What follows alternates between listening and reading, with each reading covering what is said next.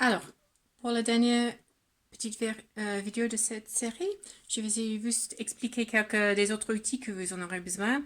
Alors, la plupart des projets, on va broder sur du carton. Alors là, ça c'est du carton comme on a pour les cartes de vœux. Ouais, ça c'est du carton recyclé. Mais on peut aussi utiliser c'est du carton de paquet des céréales. Ça c'est très bon pour le FSR. Il faut juste qu'on trouve un côté qui est bon ou encore quelque chose dessus. Ou ça aussi, ça c'est du papier pour aquarelle, mais ça c'est un bon épaisseur aussi. Alors, donc pour couper le carton, je vous conseille fortement d'utiliser un règle et un cutter. Ça sera beaucoup plus beau que d'utiliser des ciseaux.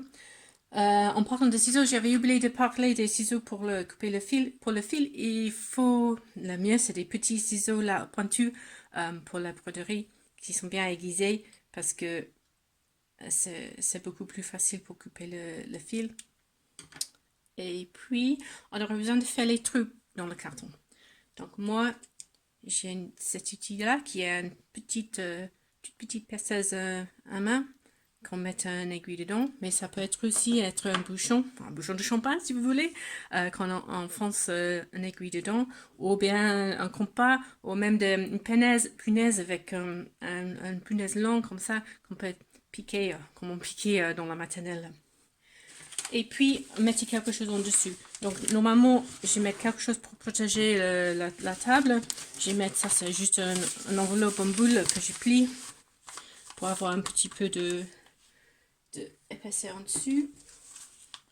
Puis, je vais mettre le motif que je veux piquer. Et je pique les trous selon le modèle.